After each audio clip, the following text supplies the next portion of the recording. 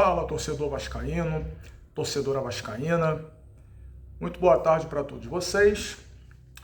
Vamos falar sobre o jogo de sábado, jogo em São Januário, Vasco da Gama 0, São Paulo 0. No mesmo dia do jogo eu já havia feito uma live comentando um pouco sobre o jogo, mas aqui, como é um vídeo voltado para o meu canal, vamos falar um pouquinho sobre o jogo de sábado. Um resultado ruim em termos de tabela, com a vitória do Santos sobre o Palmeiras no domingo. Esse resultado fez com que o Vasco voltasse para a zona do rebaixamento. O Vasco é o 17º colocado com 27 pontos, um ponto a menos que o Bahia, 16º, e um jogo em que se esperava muito do Vasco, se criou uma expectativa, já que o Vasco vinha de derrota para o próprio Santos na rodada anterior, e o Vasco simplesmente surpreendeu negativamente. O que eu esperava do jogo? São Paulo é um time que não venceu ainda fora do Morumbi, no Campeonato Brasileiro. É um time que tinha alguns desfalques importantes. Rafinha na lateral direita, o Beraldo na defesa. Já não tinha o Arboleda, que tinha se contundido no segundo jogo da final da Copa do Brasil contra o Flamengo. E não tinha o seu artilheiro, o Caleri. O Vasco, por sua vez, não tinha o Rossi. Não tinha, quem mais? O Rossi e o Medel, que estava Medel suspenso e o Rossi machucado. O Ramon Dias entrou com o Paulo Henrique na lateral direita no lugar do Puma. Essa via crucis do Vasco em encontrar um melhor jogador para essa posição. O Ramon Dias está quebrando a cabeça, mas eu esperava mais do Vasco. Eu esperava um Vasco partindo para cima, fazendo marcação alta, pressionando a saída de bola do São Paulo. É isso que se espera de um time que primeiro está jogando em casa. É isso que se espera de um time que precisa vencer para poder se distanciar da zona do rebaixamento. Mas não foi o que aconteceu. O Vasco, no meu modo de ver, respeitou muito o São Paulo. O Vasco marcou num bloco médio. O Vasco esperou o São Paulo entrar. O Vasco esperou o São Paulo entrar no campo dele de defesa para poder o Vasco começar a marcar. O Vasco não marcou lá em cima o São Paulo. O São Paulo ficou muito à vontade em São Januário. Foi um duelo que, depois que o jogo começou a se desenrolar, um duelo de estilos. Um São Paulo com mais posse, cadenciando mais o jogo, e o Vasco ficando pouco tempo com a bola, mas quando pegava essa bola, queria acelerar muito. Então foi um jogo em que o São Paulo teve a posse, mas o São Paulo não foi agressivo com essa posse de bola. O São Paulo, com a posse que teve, deveria ter sido mais perigoso em boa parte do primeiro tempo, e isso não aconteceu. Ficou um jogo muito de marcação, os times pouco finalizaram no primeiro tempo, um jogo de pouquíssimas finalizações. O Vasco, por exemplo, só finalizou, que eu me lembre, uma vez, e foi uma finalização do Verratti, uma finalização que nem para o gol foi para fora. E os goleiros pouco trabalharam em boa parte do primeiro tempo. O Vasco jogou num 4-1, 4-1, mas o Vasco tentando jogar muito pelos lados, principalmente pelo lado direito no primeiro momento, com o Marlon Gomes e o Paulo Henrique. Os dois às vezes se revezavam, às vezes o Marlon estava mais na lateral e o Paulo Henrique um pouco mais à frente. Ora o contrário, o Paulo Henrique fazendo a lateral e o Marlon na sua posição, teoricamente, que deveria estar sendo escalado para jogar. Do lado esquerdo você tinha o Piton e o Peck. Só que o Vasco com muita dificuldade de criar. O meio do campo que não aproximava do Verratti. O Verratti, na minha visão, fez o pior jogo dele com a camisa do Vasco. Muito isolado, lutando sozinho, porque não tinha aproximação. Foi um jogo tecnicamente ruim do time do Vasco. E por incrível que pareça, no final do primeiro tempo, quem foi mais perigoso foi o São Paulo. O São Paulo, com mais posse no final do primeiro tempo, começou a tocar a bola, começou aos poucos envolver um pouco a defesa do Vasco. E eis que numa dessas trocas de passes, no final já do primeiro tempo, praticamente, o Rames Rodrigues, ali próximo já da entrada da área do Vasco, chuta a bola bate no braço do Léo e o árbitro marca pênalti. Na minha visão, um pênalti mal marcado, porque o Léo ele estava com os braços para baixo e ele não leva a mão à bola. A bola bate no braço. Aquilo ali foi um exemplo clássico de bola na mão e não mão na bola. Então, um pênalti muito mal marcado, que o árbitro de vídeo sequer chamou o árbitro, como é que é o nome do árbitro? Era o Braulio da Silva Machado, se eu não me engano, para ir rever o lance. O árbitro de vídeo respeitou a decisão de campo. E aí o Wellington Rato foi o encarregado de cobrar. E aí aconteceu uma daquelas frases que o ex-árbitro comentarista, né, ex-comentarista de arbitragem da Rádio Globo, Mário Viana, ele dizia o seguinte, que pênalti que não é, não entra. Alguns entram, né? Mas no jogo de sábado se fez jus a essa frase. O Wellington Rato bateu e o Léo Jardim pegou. No rebote, se não me engano, o Rames Rodrigues chutou para fora. Depois desse lance, ainda houve um chute do Lucas, um chute cruzado que o Léo Jardim também pegou. E o primeiro tempo termina 0-0. Um primeiro tempo em que, como eu falei, foi um primeiro tempo ruim do Vasco. E aí, por que eu falo ruim do Vasco e estou falando pouco do São Paulo? Porque o São Paulo, se ele ganhasse o jogo, ótimo. Se ele perdesse o jogo, vamos dizer assim, ótimo também. E se ele empatasse, ótimo também. O São Paulo já ganhou um título esse ano, um título que ele não tinha. O São Paulo garantiu vaga na Libertadores, na fase de grupos para o ano que vem. O São Paulo precisa aí só de fazer mais 10 pontinhos para poder atingir aquele número máximo de 45 pontos e ficar sossegado no campeonato. O São Paulo foi ao Rio praticamente de férias na temporada. Então eu esperava muito mais do Vasco. Um time, esse sim, que precisa ir para cima, que precisa vencer, que não pode desperdiçar as oportunidades quando joga em casa. E o Vasco não se ouve bem. Aliás, o Vasco vem jogando mal ou oscilando há pelo menos 3 jogos. Contra o América fez um péssimo primeiro tempo e escapou de perder. Ganhou porque o zagueiro do América fez a burrada de dar uma cotovelada no Verrete, ser expulso e deixar o time a ver navios. Então o Vasco pressionou naquele segundo tempo e conseguiu o seu gol. Contra o Santos, fez um bom primeiro tempo até os 45, quando a maionese desandou e em 2 apagões tomou 2 gols seguidos, e ali o Santos definiu o jogo. E o jogo contra o São Paulo, um jogo muito ruim, que é o jogo que a gente está falando agora.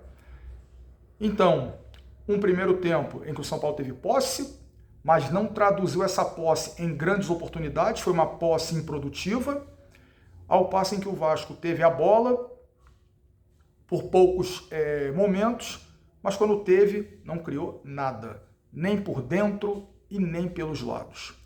Veio o segundo tempo, o Ramon Dias ele não fez alterações de peças, mas fez alterações de posicionamentos. Ele alterou os extremos, ele pegou o Marlon Gomes, que começou pela direita, e colocou pelo lado esquerdo. Ele pegou o Peck, que começou pelo lado esquerdo, e colocou pelo lado direito. O que aconteceu? O Vasco melhorou a sua postura, o Vasco começou a marcar o São Paulo lá em cima, complicando a saída de bola do São Paulo com dificuldade para sair, e o Vasco ficou ali abafando. Nessa questão de abafar, o que aconteceu? O Vasco começou a ter jogadas por dentro. Por quê? Porque tanto o Peck, canhoto, que foi para o lado direito, e o Marlon Gomes, destro, que veio para o lado esquerdo, eles começaram a automaticamente cortar para dentro. Então, o que acontece? Começou a ter jogadas por dentro. E aí, abria espaços para o Lucas Piton pela esquerda passar e o Paulo Henrique pelo lado direito também passar. E aí, nesse período que durou 6 minutos, durou pouco, o Vasco teve uma bola na trave do Gabriel Peck e no rebote o Praxedes perdeu. Foi o melhor momento do Vasco em todo o jogo. O Vasco, em 6 minutos do segundo tempo, fez mais do que em 45, 46, não sei até quanto foi acho que foi até 50 do primeiro tempo. Então, em 6 minutos, o Vasco fez mais do que em 50 do primeiro tempo. Só que o Vasco não manteve esse ímpeto, essa marcação lá em cima. Depois dos 6 minutos, o que aconteceu? O ritmo do Vasco caiu e o jogo voltou àquela coisa ruim do primeiro tempo. O São Paulo mais com a bola, só que o São Paulo sem criar tanto, posse de bola improdutiva, e o Vasco, quando tinha a bola, criava pouco novamente.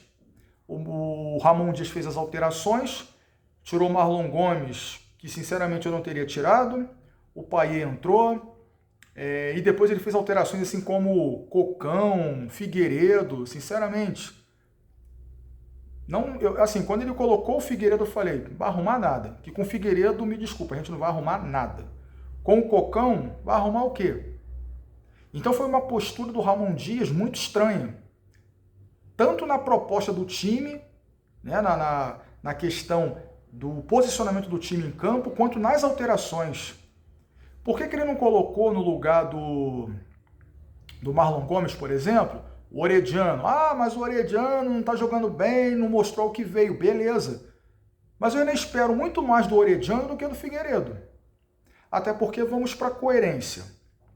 O Peck, no segundo tempo, já estava jogando pelo lado direito. Peck canhoto pelo lado direito. Se o Peck cansou e foi substituído, qual é o jogador no banco de reservas que tem as características similares à do Gabriel Peck? Luco Orediano. Canhoto pelo lado direito. O Luco Orediano ia manter o que o Peck vinha fazendo. E aí você me coloca o Figueiredo, um jogador destro pelo lado direito. Ele vai para onde? Ele vai para o fundo.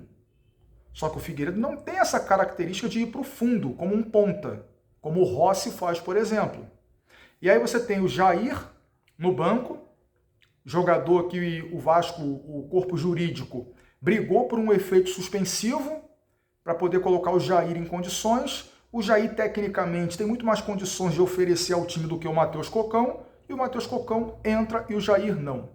O Luco Orediano, que tem a característica semelhante à do Peck, fica no banco e entra o Figueiredo. Desculpa, muito estranha a análise, a leitura de jogo do Ramon Dias durante o jogo. Achei que o Ramon foi muito mal. Foi muito mal. E o jogo foi se arrastando, terminou 0-0, um resultado ruim, em que o Ramon Dias respeitou demais o São Paulo. Você tem que respeitar o São Paulo na sua história, sua torcida, sua tradição. Até aí, ok. Rolou a bola, o jogo em São Januário, pouco mais de 20 mil pessoas no estádio. A torcida foi e aplaudiu, a torcida apoiou, mas o time do Vasco teve uma postura estranha. Uma postura de quem entrou para não perder. Uma postura de que, opa, mesmo o jogo sendo em São Januário, mas o jogo é contra o São Paulo, atual campeão da Copa do Brasil. A gente tem que respeitar. Se a gente empatar aqui, é bom. Não é bom. Jogo em São Januário, o Vasco tem que entrar e vencer. Se o Vasco adota essa postura jogando contra o São Paulo no Morumbi, eu ia entender.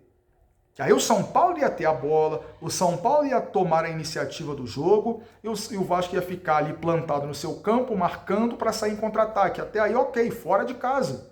Eu não gosto dessas posturas. Eu acho que você tem que jogar atacando dentro e fora. Isso é um pensamento meu. Mas você tem que também pensar o seguinte: que time que eu tenho? É um time capaz de agredir o adversário? É um time que tem peças em condições de fazer isso? Tem isso também. Mas essa questão de se fechar e contra-atacar, fora de casa. Dentro de casa, não. Você jogar fechadinho ali, dando a bola para o adversário para sair em contra-ataque, numa escapulida, jogar por uma bola, porque foi o que o Vasco fez. O Vasco quis jogar por uma bola, quis jogar fechadinho. Esse time pode jogar mais. Esse time já mostrou que ele pode jogar propondo o jogo. Contra o Coritiba, que foi uma vitória ótima, não pelo placar, mas pela atuação. Por que a postura do Vasco, eu falo postura, por que a postura do Vasco contra o Coritiba não se repetiu contra o São Paulo? O que o Vasco não tentou fazer, pelo menos? Não conseguiu. Aquela postura contra o Santos no começo do jogo, lá na Vila Belmiro, por que o Vasco não teve aquela postura que teve contra o Santos, jogando em casa contra o São Paulo? Então, são perguntas que o Ramon Dias precisa responder. Vai jogar contra o Fortaleza, sem ser essa quarta-feira agora, na próxima, também em casa, o Vasco precisando vencer, e vai fazer o quê? Vai ficar fechadinho também, dando a bola para o Fortaleza e assistindo, tentando sair em contra-ataque, jogando por uma bolinha, por um escanteio? E aí? Então, o Ramon Dias tem que rever essa questão da postura do seu time dentro do campo. O Vasco precisa vencer. O Vasco precisa pontuar. Então foi um empate ruim, que quase foi derrotado, porque se aquela bola do São Paulo entra no pênalti, o Vasco não teria forças para reagir, o Vasco ia perder por 1-0, ou até de repente perder por 2, porque iria sair para tentar empatar, ia dar o contra-ataque para o São Paulo poderia fazer 2-0. Então foi um jogo em que a atuação tem que ser revista, não dá para jogar assim em São Januário. Dá para você jogar assim, sabe como? Você vai jogar contra, por exemplo, o Atlético Paranaense na Arena da Baixada. Você vai jogar contra o Grêmio em Porto Alegre. Você vai jogar contra o Cruzeiro em Belo Horizonte. Se tem aqui 3 jogos que o Vasco ainda vai ter fora de casa. Ter essa postura fora de casa contra esses times, ok. Beleza, não tem problema. Agora, em São Januário, não. Ramon Dias mandou muito mal e a gente amargou um resultado péssimo. Péssimo, porque o Vasco acabou entrando na zona do rebaixamento. Beleza, pessoal? Então é isso. Vasco da Gama 0, São Paulo 0. Inscrevam-se no meu canal, youtube.com/gigante desde 1898. Aguardo vocês lá. Esse vídeo vai ser publicado lá em breve. E nos vemos após o jogo do Vasco contra o Fortaleza, sem ser essa quarta-feira agora, na próxima quarta, dia 18, se não estou enganado, isso, dia 18. O horário do jogo foi alterado, o jogo inicialmente seria às 19 horas, mas esse jogo foi para 21h30, tá? Provavelmente deve ser o jogo da TV Globo para o estado do Rio de Janeiro e alguns outros estados do Brasil. Então, pessoal, um abraço, boa semana e até mais. Fui!